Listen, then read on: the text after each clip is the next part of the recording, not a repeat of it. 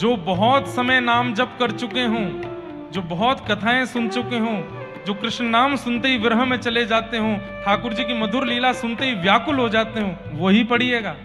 अभी विरह व्याकुलता चित्त में नहीं आई है तो षोडश गीत मत उठाइएगा, नहीं तो आपको संशय और हो जाएगा ठाकुर जी पे। कुछ कुछ कुछ ग्रंथ ऐसे हैं, कुछ संग्रह ऐसे हैं, जैसे गीत गोविंद, मैं गा तो देता हूं कथा में, पर गीत गोविंद का प्रवचन अभी सुनने की अधिकारी नहीं बने हम। जब रो रो करके सूझ जाए ना नेत्र ठाकुर जी की याद में, तब गीत गोविंद का प्रवचन सुनाऊंगा। उसके बिना वो सुनने में संशय होगा ठाकुर जी पर, हम लोग शक करने लगेंगे ये कैसे हो सकता है। और संशय प्रेम का नाश करता है, शक प्रेम को खत्म कर देता है। संशय नहीं होना चाहिए प्रेम में, इसलिए पहले संशय ना हो ऐसा बन जाइए, उसके लिए खूब नाम जप करो, तो तब सुनाएंगे। मैं वैसे गाता हूं, ये है भी YouTube पर सब जगह पर, बहुत अच्छा पद है। और फिर इसका अगला पद, अब यहां किशोरी जी दीनता कर रही है कि मैं तो आपकी दासी हूं, प्राणनाथ जीवन धन मेरे हों तुम पे मैं बलिहारी। और फिर इसके अगले पद में ठाकुर जी किशोरी जी से उत्तर देते हैं उनके भाव का, बहुत अच्छा है। तो अद्वैताचार्य जी रोज 1 लाख तुलसी चढ़ाते थे।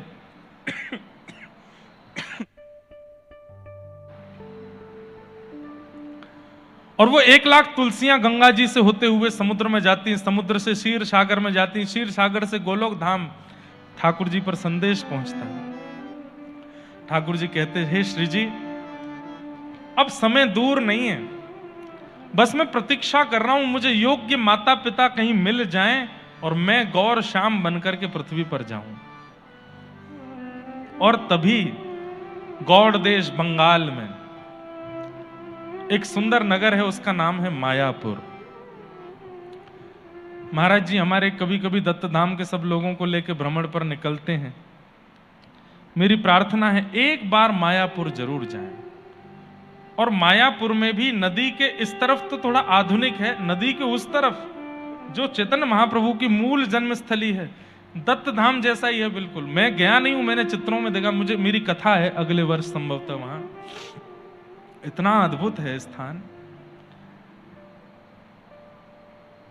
तो मायापुर में एक जगन्नाथ मिश्र नाम के ब्राह्मण रहते थे, उनकी पत्नी का नाम सची माता। कहते हैं शास्त्र ग्रंथों में ऐसा कहा गया है कि कलयुग में नंद बाबा और यशोदा मैया ही जगन्नाथ मिश्र और सच्ची मैया के रूप में प्रकट हुए।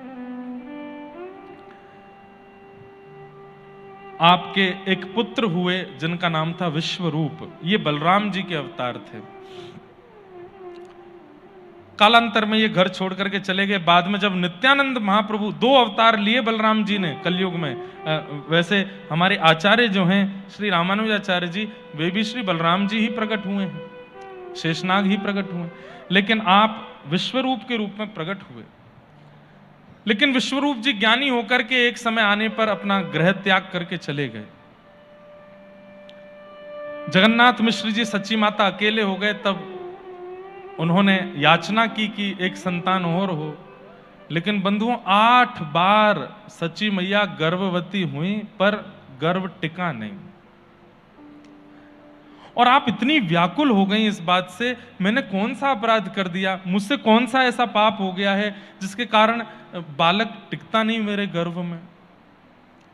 और बंधुओं, भगवान ना करे ऐसा किसी मां के साथ हो, पर ऐसी माताएं बहुत घबराहट में आ जाती हैं। उनको बस बार बार यही चिंता लगी रहती है कि ये अपराध ना हो जाए, मुझसे यहां गलती ना हो जाए, मेरा बालक क्यों नहीं रुकता है।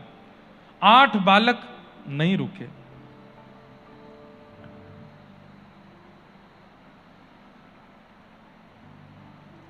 तब आप नित्य ठाकुर जी से प्रार्थना करती हैं, विष्णु आराधनार्थाय।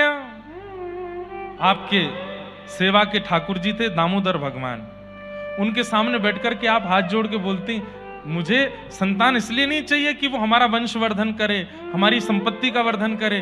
ठाकुर जी मुझे तो संतान इसलिए चाहिए वो गौ ब्राह्मण संतों की सेवा करे, आपके नाम का प्रचार करे, खूब भक्ति की लहर फैलावे, वो गृहस्थाश्रम में रहे हमारे पास, ये भी मुझे नहीं चाहिए, जहां भी रहे प्रसन्न रहे, आपका यश गावे, आपके संतों की, भक्तों की, गौ की, व्रज की खूब सेवा करे, ऐसा बालक चाहिए नाथ, दे दीजिए ना। बंधुओं, याचना करना गलत बताया गया हमारे शास्त्रों में, ठाकुर जी से कुछ मांगना नहीं चाहिए, लेकिन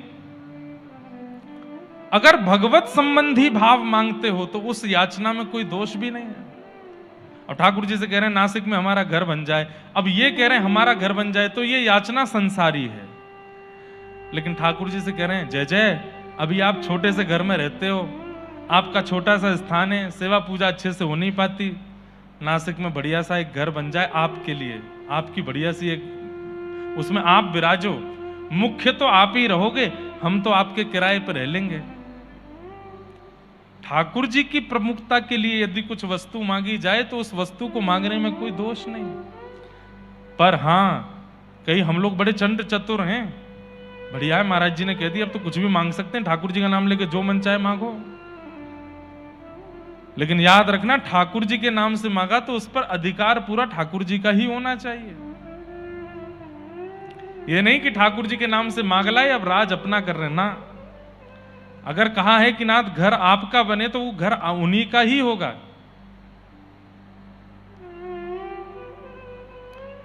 ठाकुर जी के नाम से गाड़ी ले आए कि हे नाथ बंबई आदि जाने में बहुत दिक्कत होती है, गाड़ी आ जाए, एक रथ आ जाए आपका, और गाड़ी आते ठाकुर जी को बैठाते भी नहीं है तो ठाकुर जी नाराज हो जाएंगे, मेरे नाम ते रथ ले आयो और बैठावे भी नहीं।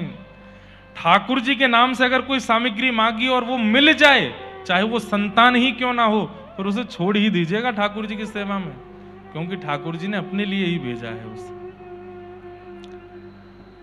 सच्ची मैया अपने मदन मोहन जी के सामने बैठती, दामोदर प्रभु के सामने बैठ के कहती, भक्तों की सेवा के लिए, आपके नाम प्रचार के लिए, गौ सेवा के लिए, व्रज सेवा के लिए एक संतान होना। तभी ठाकुर जी गोलोक धाम में बैठे हुए मुस्कुराने लगे। किशोरी जी बोली क्या हुआ? बोले माता पिता मिल गए। कहां मिले? तब ठाकुर जी बोले देखो सच्ची मैया ये मेरे सामने बैठ के क्या कह रही हैं, मेरा नाम गाने वाला, मेरे भाव में रहने वाला, और मुझे वही तो चाहिए, मैं अपने ही नाम में रहना चाहता हूं, अपने ही भाव में विभोर होना चाहता हूं, और ये वैसा ही संतान मांग रही हैं। अब श्री जी माता पिता मिल गए, अब मैं इन्हीं के घर जाऊंगा।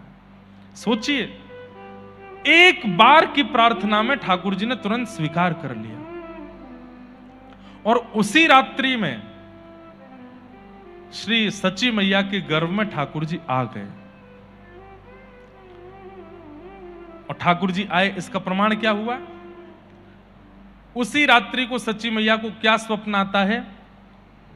आपको स्वप्न आता है कि आप अपने पतिदेव जगन्नाथ मिश्र के साथ जगन्नाथपुरी दर्शन करने गई हैं। बहुत ध्यान से सुनिएगा, जगन्नाथपुरी दर्शन करने के लिए गई हैं, और जैसे ही आपने जगन्नाथ मंदिर में प्रवेश किया तो मुख्य द्वार, सिंह द्वार पर ही श्री पतित पावन भगवान हैं। वहां पर जगन्नाथपुरी में जगन्नाथ जी के समान दर्शन का ही फल मिलता है पतित पावन भगवान का दर्शन करने से। तो आपने अपने स्वप्न में क्या देखा कि पतित पावन भगवान इन्हीं को देख रहे हैं, तो आप एक बार तो डर गई, बोले मुझे क्यों देख रहे हैं? और देख रहे हैं इतना ही नहीं, मंद मंद मुस्कुरा रहे हैं। सच्ची मैया ने जगन्नाथ मिश्र स्वप्न में देख रही हैं, स्वप्न में कहा देखना ये पतित पावन भगवान मेरी ओर देख रहे हैं।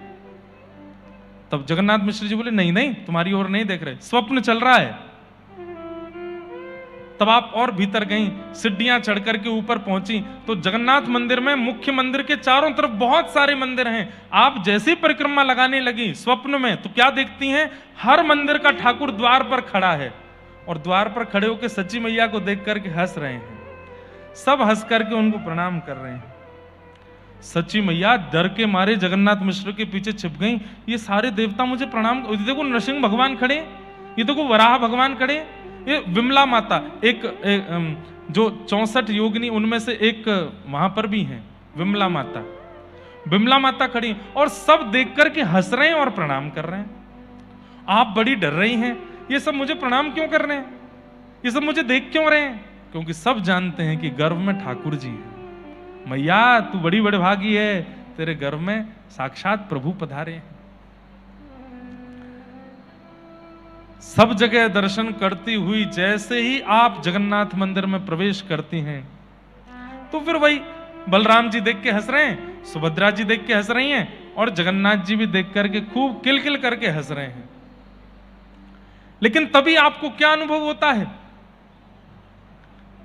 कि श्री जगन्नाथ प्रभु, ध्यान से सुनिएगा, आप जब जगन्नाथ प्रभु को देखने लगी अपने स्वप्न में, तभी आपने क्या देखा कि श्री जगन्नाथ प्रभु धीरे धीरे धीरे धीरे छोटे होते चले गए। आपके जो ऐसे हाथ हैं उन भुजाओं में उंगलियां प्रकट हो गई, नीचे पैर प्रकट हो गए, जो गोल गोल मुखार बिंद वो छोटे से बालक के जैसा हो गया, छोटा सा अंग हो गया, और छोटा बालक जैसे घुटमुन चलता है ऐसे घुटमुन जगन्नाथ प्रभु अपने ब्रह्म वेदी से उतर करके और मंदिर से बाहर निकले निकले आ रहे हैं। सची मैया थोड़ी घबरा रही हैं, ये क्या हो रहा है? बार बार जगन्नाथ मिश्र अपने पति को कह रही, ये जगन्नाथ जी मेरी तरफ क्यों आ रहे हैं?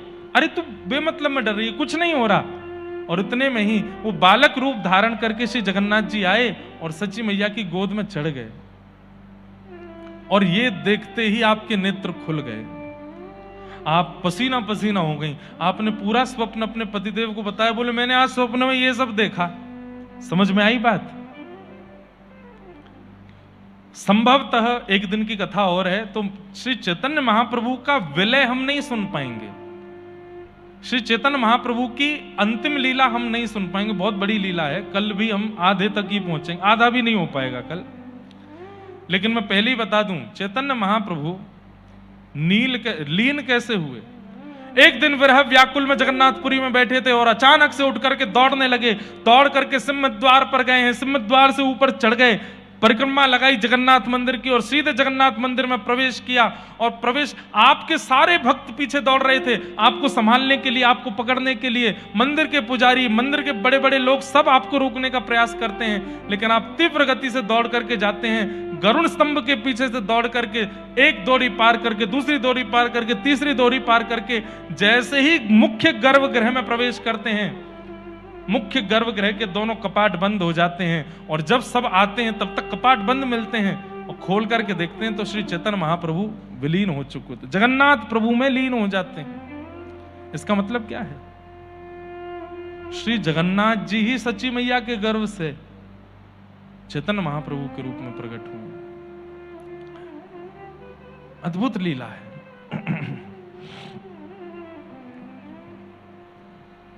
तो आपने ये स्वप्न बताया अपने पति को। जगन्नाथ मिश्र बोले, देवी तुम पूरे दिन रात इतना भजन पूजन करती रहती हो, तो स्वप्न में भी तुमको भगवान हंसते हुए ही दिखते हैं, इसमें कौन सी बड़ी बात है, छोड़ो। सची मैया बोली, अच्छा। स्नान ध्यान करके सची मैया सूर्य अर्घ देने के लिए गई, तो क्या देखती हैं? सूर्य नारायण प्रत्यक्ष सामने से ऐसे टिमटिमा रहे हैं और हंस रहे हैं और मैया को प्रणाम कर रहे हैं। सची मैया सूर्य नारायण को देख के घबरा गई। गंगा जी को प्रणाम करने गई तो क्या देखती हैं? एक दिव्य स्वरूप धारण करके कोई महिला प्रकट हो गई है, सची मैया को प्रणाम कर रही है। वहां से सची मैया भागती हैं। अब तो वो जहां जाती हैं सब उनको प्रणाम करते हुए दिखते हैं, और वो बार बार अपने पति से आकर, श्री जगन्नाथ मिश्र जी से आके कहती हैं, सब ऐसा लगता है मुझे प्रणाम कर रहे हैं। तो जगन्नाथ मिश्र जी थोड़े हंस करके बोले, हाँ बहुत बड़ी विद्वान हो गई हो आप, इसलिए हो सकता है सब आपको प्रणाम कर रहे हो। अरे मैं मजाक नहीं कर रही हूं, मुझे स्वप्न में भी यही दिखता है, प्रत्यक्ष भी यही दिखता है। कोई बात नहीं देवी, तुमने नींद पूरी नहीं करी, 2-4 दिन अच्छे से सो लोगी, सब ठीक हो जाएगा। लेकिन आप बड़ी व्याकुल हो गई। एक दिन आपको प्रसव पीड़ा हुई और वैद्य ने आकर के आपकी नाड़ी देखी और तुरंत कह दिया, बधाई हो। बोले क्यों? सची मैया गर्भ से हैं। लेकिन ये बधाई सुनकर के आप प्रसन्न नहीं हो, क्योंकि पहले 8 बालक जा चुके हैं। सची मैया और जगन्नाथ मिश्र बोले, देवी बहुत ध्यान रखना अपना, कहीं इस बार दिक्कत ना हो। तब सची मैया बोली, मेरी एक इच्छा है, अगर आप पूरी कर सको तो। बोले क्या? बोले जब तक बालक जन्म ना लेवे, अभी 9 महीना 8 महीना, अखंड नाम संकीर्तन घर पर बैठवा दीजिए, 24 घंटा नाम चलता रहे ठाकुर जी का। दिन भर सुबह के सत्र पूरा हो और बस वो करताल मंजीरा बंद ना हो। रात्रि का समय आने पर करताल मंजीरा रखें, दूसरे लोग आके बैठें, अखंड 24 घंटा नाम कीर्तन 9-8 जब तक बालक जन्म ना ले तब तक के लिए बस इतना कर दीजिए। जगन्नाथ मिश्र बोले इसमें कौन सी बड़ी बात है, कर देते हैं। आपने कुछ वैष्णवों को कहा और अखंड नाम संकीर्तन घर में प्रारंभ हो गया। मायापुर से थोड़ी ही दूरी पर शांतिपुर नाम का एक गांव है, जहां पर अद्वैताचार्य जो 1 लाख तुलसी रोज चढ़ाते थे वो विराजे हुए थे। आज क्या हुआ, अद्वैताचार्य जी शालिग्राम भगवान पर 1 लाख तुलसी चढ़ाते, उसके बाद जैसे ही गंगा जी में चढ़ाने के लिए गए तो गंगा जी की धारा जा रही है इस तरफ, लेकिन तुलसी जी बह रही है पिछली तरफ, जहां पर मायापुर है वहां की ओर। अद्वैताचार्य बोले ये क्या हो रहा है, ये प्रवाह से विपरीत दिशा में तुलसी क्यों जा रही है, ये अचंबा है। प्रवाह इस तरफ है तो तुलसी पीछे क्यों जा रही है। आप किनारे किनारे चलने लगे, तुलसी कहां जा रही है देखने के लिए, और चलते चलते चलते शांतिपुर गांव से आप मायापुर पहुंच गए। और जैसे मायापुर में गंगा जी के घाट पर जाकर के आपने देखा सच्ची मैया स्नान कर रही थी, 6-7 महीने का गर्भ है, और वे समस्त 1 लाख तुलसियां सच्ची मैया के चारों तरफ इर्द गिर्द उनके गर्भ का स्पर्श कर रहे हैं। जैसे अद्वैताचार्य जी ने यह दृश्य देखा नतमस्तक हो गए और रोने लगे, रुदन करने लगे, मेरे श्याम सुंदर आ गए, मेरे प्रभु आ गए, मेरे ठाकुर आ गए, मेरे राधा कांत आ गए, मेरे मेरे मेरे मेरे श्याम सुंदर आ गए, मेरे मदन मोहन आ गए। सच्ची मैया ने देखा, अभी तक तो सूरज हंस रहा था देख करके, प्रणाम कर रहा था।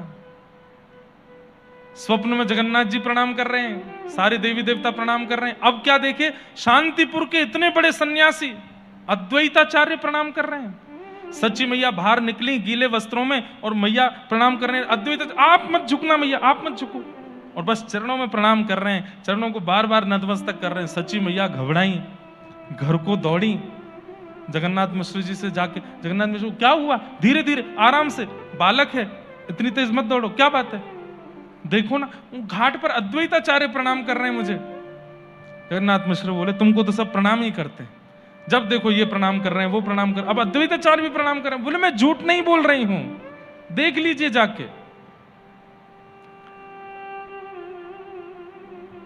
जगन्नाथ मिश्र गए घाट पर तो क्या देखते हैं, अब भी अद्वैताचार्य रो रहे हैं, हाथ जोड़ करके बैठे हैं और बस प्रसन्न मुद्रा में रुदन कर रहे हैं। मुखमंडल पर प्रसन्नता है, नेत्रों से अश्रु गिर रहे हैं। जगन्नाथ मिश्र जी ने जाके कहा, भगवान प्रणाम, मेरी पत्नी स्नान कर रही थी, आपने उसको प्रणाम किया, मैं संकेत जान सकता हूं क्या है। अद्वैताचार्य के नेत्र लाल हैं, अश्रु गिर रहे हैं, प्रणाम करने लगे जगन्नाथ मिश्र को। बोले भगवान ऐसे मत कीजिए, हम बहुत संकोच में आ जाएंगे, हमें बताइए ना आप ये सब कर क्यों रहे हैं। तब अद्वैताचार्य कहते हैं, जो सुख त्रेता में दशरथ जी और कौशल्या को हुआ, जो सुख द्वापर में नंद यशोदा को हुआ, वो सुख कलिकाल में आप और आपकी पत्नी को होने वाला है। बस इतना ही संकेत समझ लीजिए, इससे ज्यादा मैं कुछ नहीं कहूंगा। अखंड कीर्तन चल रहा है घर पर, बस प्रतीक्षा कीजिए, बहुत जल्दी शुभ घड़ी आएगी और मधुर संकेत प्राप्त होगा। बंधुओं, चाहे वो भगवान हो चाहे भगवान के कोई भक्त हो, हमने एक चीज अनुभव की है, पिता के सुधरे होने से बालक पर कम प्रभाव पड़ता है, पर मां का जैसा व्यवहार गुण होता है उसका बहुत बड़ा प्रभाव बालक पर होता है। माताएं इन बातों से प्रसन्न नहीं होती हैं। माताओं को यह लगता है कि हाँ घूम फिर के सब हम ही करें, इन भाइयों को कुछ करना ही नहीं है, हम सुधरें, हम व्रत करें, हम नियम में रहें, हम घूंघट में रहें, हम घर के अंदर रहें, हम ये नहीं कर सकते, हम वो नहीं कर सकते, सारे नियम कानून हमारे लिए ही तो बनाए हैं, इन लोगों को तो कुछ करना नहीं है। लेकिन आपको मैं बहुत स्पष्टता से एक बात कह दूं, जिम्मेवारियां उसी को दी जाती हैं जो जिम्मेवारी संभालने की सामर्थ्य रखते हैं। ताली बजा दो एक बार।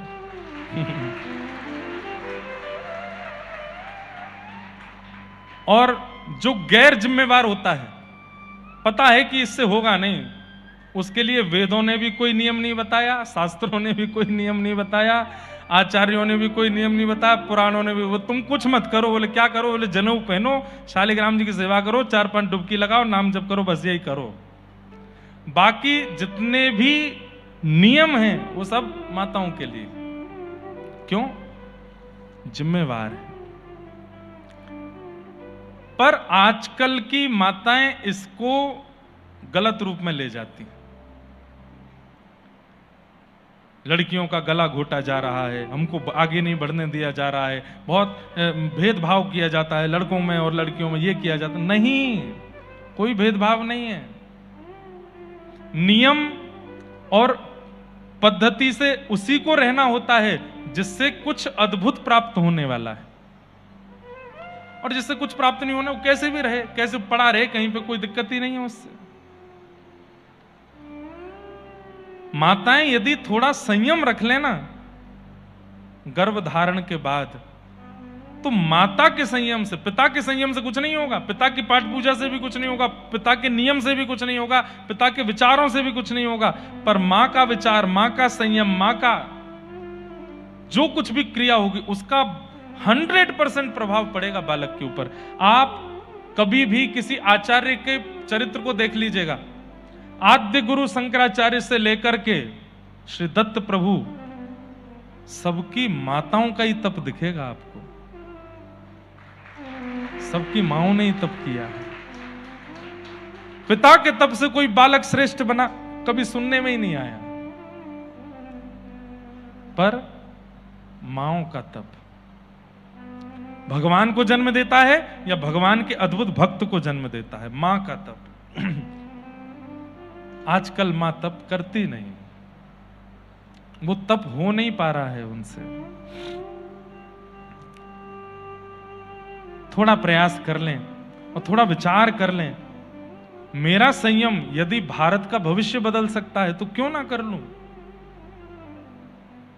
9 महीने का जो प्रसव काल होता है ना, उस प्रसव काल में सदगुरु की आज्ञा से, आचार्यों की आज्ञा से, ग्रंथों की आज्ञा से यदि वो मां रहने लगे तो बालक को जन्म के बाद नहीं पढ़ाना पड़ेगा, ना सिखाना पड़ेगा, ना कुछ करना पड़ेगा, वो 9 महीने के मां के आचरण से ही बालक का निर्माण हो जाएगा।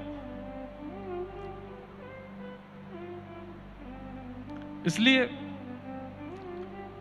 मां को चाहिए थोड़ा सह ले। 2 महीना, 4 महीना, 8 महीना, 9 महीने निकल गए, 10वां महीना प्रारंभ हो गया, लेकिन प्रसव पीड़ा हुई ही नहीं सच्ची मैया को। आपने कहा कोई बात नहीं, 1 महीना और प्रतीक्षा कर। जब 11वां महीना शुरू हुआ तब तो आप व्याकुल ही हो गई। आप अपने पतिदेव से, जगन्नाथ मिश्र जी से बोली, मुझे बहुत डर लग रहा है, मुझे बहुत व्याकुलता हो रही। बोले क्यों? पिछले 8 बालक गर्भ से जा चुके हैं, टिके नहीं थे। अब ये बालक जैसे तैसे 9वां बालक आया है और अभी 11वां महीना प्रारंभ हो गया, ना मुझे कोई पीड़ा है, ना कोई प्रसव की गतिविधि है। ऐसा लगता है कि बस पेट में कुछ है, बाकी कोई गतिविधि कभी अनुभव नहीं होती। किसी वैद्य को बुलाइए ना, किसी ज्योतिषी को बुलाइए, मेरा हाथ दिखवाइए, कुछ तो पता करवाइए कि क्या है, कुछ होगा भी कि नहीं। सच्ची मैया के पिताजी, उनका नाम था नीलांबर मिश्र, वो बहुत बड़े ज्योतिषाचार्य थे। आपने उन्हीं को बुलवाया और नीलांबर मिश्र जी बड़े दीनहीन से मुख से आए। क्यों? क्योंकि वो अपनी बेटी का हाथ जानते थे कि इसके हाथ में एक पुत्र के बाद, ये काकबंध्या है, काकबंध्या कहते हैं जिनके एक ही बालक होता है। वो जानते थे कि उनकी बेटी काकबंध्या है, कितने भी प्रयास कर ले बालक होगा नहीं। तो जब उन्हें पता चला कि इस कारण से बुलाया जा रहा है कि 9वां बालक गर्भ में है, बताइए होगा कि नहीं, तो पहले ही उदास मुंह से आए थे, मुंह ऐसा उतरा हुआ था। बेटी ने कहा, पिताजी देखिए ना मेरे हाथ में कुछ, ये बालक को 11 महीने हो गए, जन्म नहीं हो रहा है। तो नीलांबर मिश्र जी बोले, बेटी मैं पहले ही बता चुका हूं कि तुम एक के बाद प्रयास मत करो, भगवान की इच्छा शायद नहीं होगी।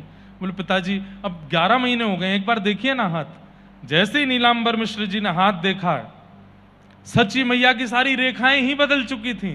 पहले जैसी रेखा थी वैसी कुछ है ही नहीं। जैसे हम मानवों के हाथ में ऐसी सीधी सीधी ऊपर नीचे रेखा होती हैं, उनके हाथ में ये रेखा नहीं थी। क्या था?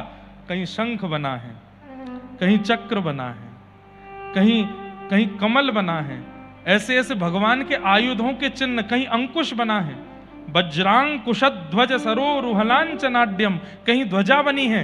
जैसे भगवान के चरणों के चिन्ह होते हैं, ऐसे चिन्ह सच्ची मैया के हाथ के हैं। नीलांबर मिश्र जी तो देखते रह गए। जगन्नाथ मिश्र जी ने कहा, पिताजी क्या हुआ?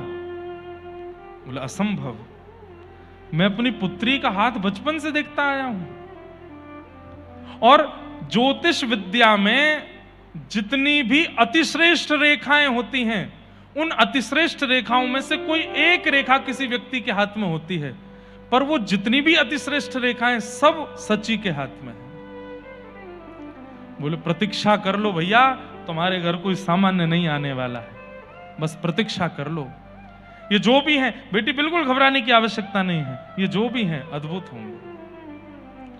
नीलांबर मिश्र जी प्रणाम करने लगे। सच्ची मैया जगन्नाथ जी को देखी, बोले अब पिताजी भी प्रणाम कर रहे हैं। सूर्य चंद्रमा सब प्रणाम कर रहे हैं, अद्वैत आचार्य प्रणाम कर रहे हैं, नदी प्रणाम कर रही है, पर्वत प्रणाम कर रहे हैं, जगन्नाथ जी स्वप्न में प्रणाम कर रहे हैं, और मेरे जन्मदाता पिता भी मुझको प्रणाम कर रहे हैं। क्या हो रहा है? क्योंकि बंधुओं, कहीं ना कहीं सबके चित्त में ये भाव प्रकट हो रहा है कि इनको प्रणाम कर लिया जाए। क्यों ये नहीं पता, पर हम जानते हैं क्योंकि गर्भ में ठाकुर जी हैं, हृदय में ठाकुर जी। प्रणाम किया। 13वां महीना प्रारंभ हुआ और महीना आ गया फागुन का, होली। 10वीं निकली, एकादशी निकली, द्वादशी निकली, त्रयोदशी निकली, चतुर्दशी निकली, और जैसे ही पूर्णिमा का दिन आया, फाल्गुन की पूर्णिमा, उस दिन चंद्र ग्रहण लगना था।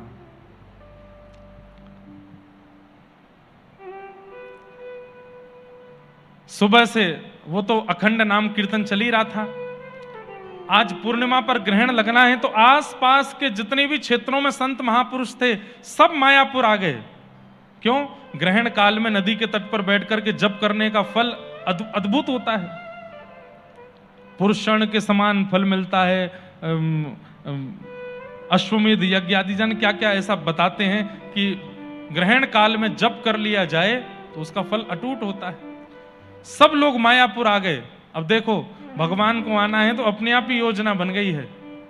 सारे संत महापुरुष ऋषि सब दूर दूर से चल करके मायापुर आ गए। गंगा जी के तट पर आकर के सबने अपने अपने आसन लगा लिए, गंगा जी में स्नान किया। स्नान करके यही समय हुआ होगा 6:30 पौने 7 बजे का, जो अभी हो रहा है, बिल्कुल यही समय। और ग्रहण काल प्रारंभ हुआ। सब लोगों ने अपनी अपनी माला में हाथ दिए हैं, अपने नेत्र बंद करके अपने इष्ट को याद किया। कोई महादेव को याद कर रहा है, कोई देवी को याद कर रहा है, कोई नारायण को याद कर रहा है, कोई ब्रह्मा की उपासना कर रहा है, कोई उपासना, सब अपनी उपासनाओं में नाम जप में बैठे हैं। और जैसे ही ग्रहण काल लगा, सच्ची मैया को प्रसव पीड़ा होने लगी। गांव की माताएं दौड़ करके सच्ची मैया के घर गईं। कक्ष में जाकर के सब माताएं वहां बैठी हैं, और तभी थोड़ी देर में किलकारियां होने लगी।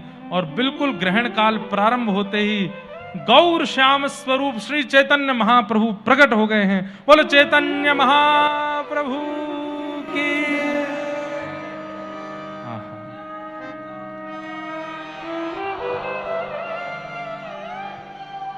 हरि प्रकट हो गए ठाकुर जी। आहा, यहां भीतर तो चैतन्य महाप्रभु का प्रादुर्भाव हुआ, और ग्रहण काल लगते ही आपका प्रादुर्भाव हुआ। और बाहर जितने भी गंगा के तट पर संत महात्मा बैठे थे, एक माला भी पूरी नहीं हुई है, कुछ मन के ही गिने थे। इतने में ही उन सब के चित्त में उनके आराध्य प्रकट हो गए। शिव जिसके आराध्य उसके चित्त में शिव प्रकट हो गए, दूसरे के चित्त में देवी प्रकट हो गई, किसी के चित्त में नारायण प्रकट हो गए, नृसिंह प्रकट हो गए। जो जो जिस भाव से तप कर रहा था उनके समस्त इष्ट उनके चित्त में प्रकट हो गए। सब अपनी मालाएं लेकर के सब नृत्य करने लगे, जय हो जय हो जय हो, हमारे आराध्य देव के दर्शन हो गए, हमारी तपस्या का फल मिल गया। और थोड़ी देर में ही वो समस्त स्वरूप अंतर ध्यान होकर के सबके चित्त में नन्हे से बालक जो चैतन्य प्रकट हुए हैं अभी अभी सची मैया के गर्भ से, वो सब गोरे ठाकुर जी, गोरे श्याम सुंदर, इसलिए गौर श्याम प्रकट हो गए। हाँ, गौर श्याम प्रकट हो गए। इतना सुंदर वर्णन करते हैं आचार्य चरण कि श्री चैतन्य महाप्रभु ग्रहण काल में क्यों जन्मे। आप लोगों के भी सुन के एक बार तो आया होगा, ग्रहण काल में बालक का जन्म हुआ, वो बालक कैसा हुआ होगा। लेकिन सुनिए, सबसे पहली बात, सारे भगवानों के अवतार अष्टमी पर होते हैं या नवमी पर होते हैं, लेकिन भारत में जो भी आचार्य हुए हैं या तो वो एकादशी को हुए हैं या फिर पूर्णिमा को हुए हैं। लगभग आचार्यों का प्रादुर्भाव एकादशी पूर्णिमा को ही होता है, कुछ कुछ अमावस्या को भी है। भगवानों के प्राकट्य अष्टमी नवमी और आचार्यों के प्राकट्य एकादशी पूर्णिमा अमावस्या ज्यादातर। लेकिन चैतन्य महाप्रभु पूर्णिमा पर प्रकट क्यों हुए? बोले क्यों? क्योंकि पूर्णिमा पर रास विहार हुआ था और आप राधा भाव से प्रकट हुए हैं, किशोरी जी के भाव से प्रकट हुए हैं। मन किशोरी जी का है, अंग कांति किशोरी जी की है, और तो और चैतन्य महाप्रभु की तो गुरु भी किशोरी जी हैं। इसलिए आप पूर्णिमा पर प्रकट हुए, किशोरी जी के भाव से प्रकट हुए। दूसरी बात, पूर्णिमा पर क्यों प्रकट हुए? ठाकुर श्री कृष्ण कब प्रकट हुए? कब प्रकट हुए? जन्माष्टमी, अष्टमी को। किशोरी जी कब प्रकट हुई? राधाष्टमी, अष्टमी को। 8 + 8 16, मतलब पूर्णिमा। यानी कि यह संकेत हो रहा है कि ये अकेले श्याम सुंदर नहीं है, तन श्याम सुंदर का है, मन किशोरी जी का है। इसलिए अष्टमी अष्टमी पूर्ण करके पूर्णिमा को आए, पूर्णिमा को प्रकट हुआ। अब इतना सुंदर भाव, बोले इतने सारे महीने थे, फाल्गुन के महीने में होली पर ही क्यों प्रकट हुए? बोले क्योंकि होली ऐसा त्योहार है जिस पर किशोरी जी ठाकुर जी पर रंग चढ़ा देती हैं। ठाकुर जी किशोरी पर रंग नहीं चढ़ा पाते, किशोरी जी ठाकुर जी पर रंग चढ़ा देती हैं। और ये जो चैतन्य प्रकट हो रहे हैं, ये किशोरी जी के रंग चढ़ाने से ही प्रकट हुए हैं, इसलिए होली पर प्रकट हुए हैं, फाल्गुन में प्रकट हुए। हार के आए होली पे, किशोरी जी ने गौरव बना दियो है।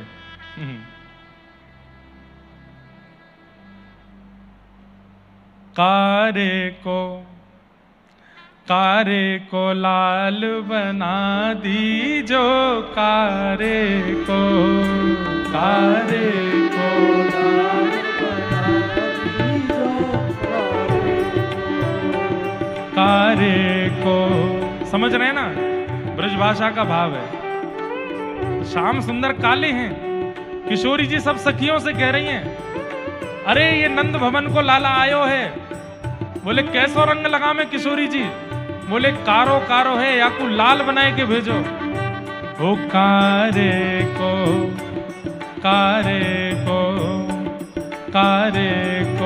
लाल बना दीजो, कारे को लाल बना दीजो, कारे को। हारे कारे को, हारे कारे को, लाल बना दीजो, कारे को लाल बना दीजो, कारे को।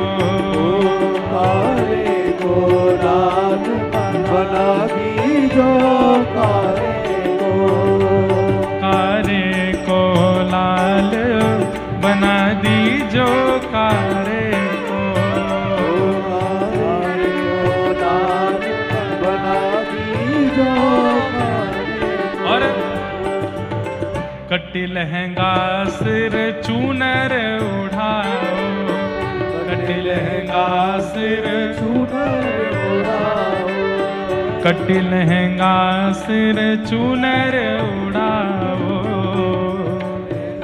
सिर चूनर उड़ाओ। अरे हारे कारे को, मैं कारे को, हारे कारे को, मैं कारे को, हारे कारे को, मैं कारे को, हारे काले को, मैं कारे को। हाँ कटी लहंगा सिर चूनर उड़ाओ,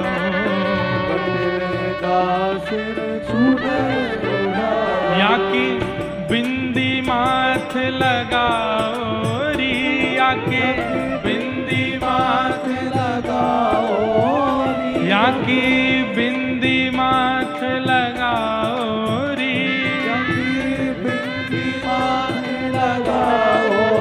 ओ कारे को, कारे को लाल बनाओ री, कारे को, कारे को लाल बनाओ, कारे को। अरे कारे को, कारे को, अरे कारे को, अरे कारे को लाल बनाओ री, कारे को, कारे को लाल बनाओ री, कारे को, कारे को लाल बनाओ, कारे को। ओ कारे को लाल बनाओ री, कारे को, कारे को लाल बनाओ, कारे को। मोटे मोटे गाल पे गुलचा मारो, मोटे मोटे गाल पे किशोरी जी गोपियंत कह रही हैं, बोले ये बड़े गदमदरा से गाल हैं इनके गोल मटोल। अब चैतन्य महाप्रभु होली पर प्रकट हो रहे हैं, तो होली का पद तो गाना ही है ना, क्योंकि किशोरी जी ने गोरे बना करके भेजे हैं। ये द्वापर में लाल बनाने को ही असर है कि चैतन्य महाप्रभु गोरे बन करके आए हैं।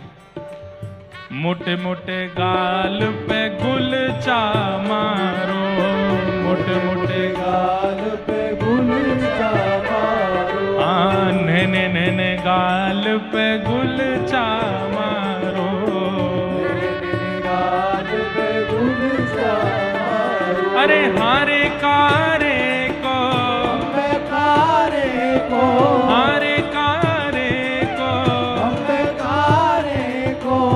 मोटे मोटे गाल पे गुलचा मारो, मोटे मोटे गाल पे गुलचा मारो। पाए पड़े तब छोड़ो री, हाँ पाए पड़े तब छोड़ो। किशोरी जी कह रही हैं, इतना परेशान कर दियो कि जब तुम्हारे चरणन में गिर जाए, हे ललिता हे विशाखा मुझको क्षमा करो, अब नहीं करूंगो, तब छोड़ियो। पाए पड़े तब छोड़ो री, हाँ पाए पड़े तब छोड़ो री, ओ पाए पड़े तब छोड़ो री, हाँ पाए पड़े तब छोड़ो री। ओ कारे को, कारे को लाल बनाओ री, कारे को, कारे को लाल बनाओ री, कारे को।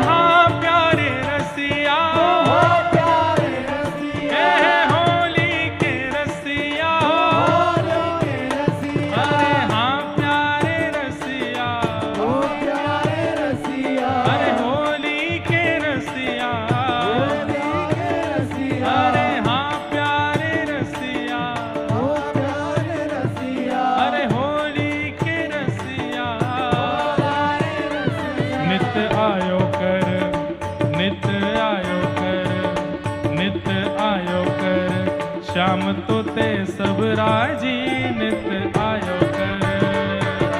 आयो कर श्याम तो ते सब राजी नित आयो कर। ओ नित आयो कर श्याम तो ते सब राजी नित आयो कर। नित आयो कर श्याम तो ते सब राजी नित आयो कर। सास हु राजी ससुर हु राजी। ससुराजी ससुर हमारे अब होली आ गई ना दिमाग में, तो अब एक के बाद एक रसिया आ रहे हैं। ये रसिया है ब्रज को। गोपियां कह रही हैं लाला तू हमारे घर रोज आए कर। बोले क्यों? बोले मेरे राजी है का पूरा घर राजी है जाए तू आवे तो। सास हु राजी ससुर हु राजी। ससुराजी ससुर राजी। अरे सास हु राजी ससुर हु राजी। ससुराजी ससुर राजी। अरे हाँ वारे रसिया, ओ बारे रसिया, हाँ प्यारे रसिया। ओ बारे रसिया। सास हु राजी ससुर हु राजी। ससुराजी ससुर राजी। अरे कहाँ करे बलमा पाजी। हाँ करे बलमा बाजी। हाँ कहाँ करे बलमा पाजी। हाँ करे बलमा बाजी। ओ नित आयो कर नित आयो कर श्याम तो ते सब राजी नित आयो कर। आयो कर श्याम तो सब राजी। ओ नित आयो कर श्याम तो ते सब राजी नित आयो कर। आयो कर श्याम तो ते सब राजी। नित आयो कर श्याम तो ते सब राजी नित आयो कर। आयो कर श्याम तो ते सब राजी। बोल होरी के रसिया की,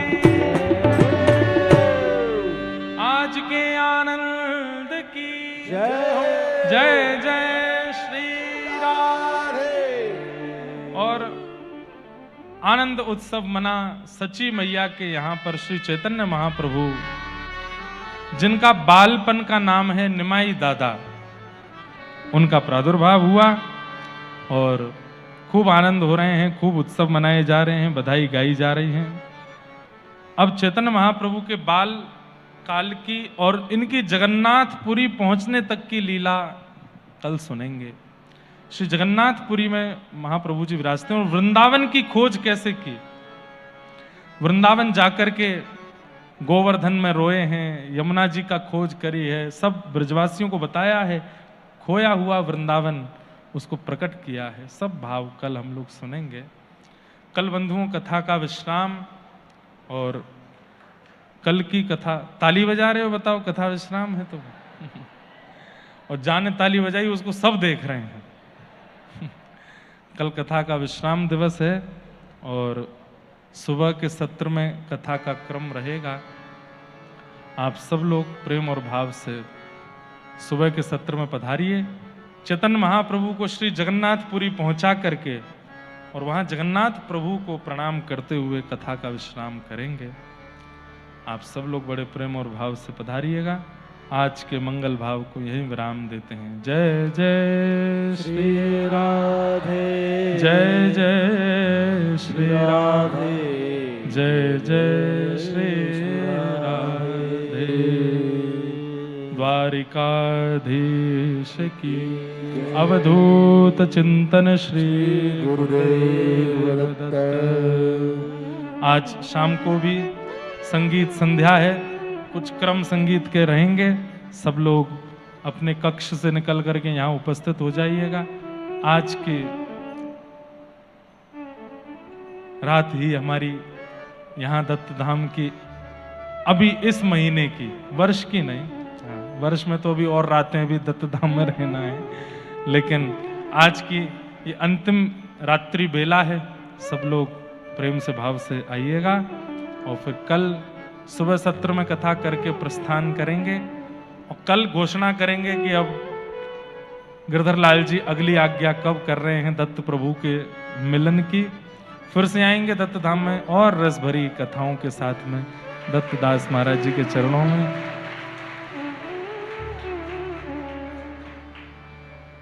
एक गीत गाते हैं सब लोग, पर उसमें बस एक मात्रा बदलनी है मुझे। अभी ना जाऊं कर दिया, सब नाश कर दिया, दही फेंक दिया आप लोगों ने। मैं मात्रा बदल रहा हूं, वो तो सुनो। अभी ना जाऊं छोड़ कर ये दिल अभी भरा नहीं, अभी अभी तो आया था कथा को सुंदर गाया था। आगे क्या है? आगे की लाइन याद नहीं, कृष्णा जी गा दो। लेकिन एक मात्रा बदल दी है बस। अभी ना जाओ छोड़कर नहीं, अभी ना जाऊं छोड़कर।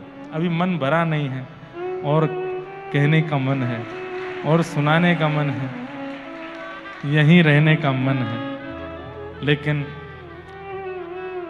मैं एक बार हनुमान जी से प्रार्थना तो करूंगा, जैसे आप हिमालय पर्वत उठा के लंका ले गए थे, दत्त धाम को उठा के वृंदावन ले आओ।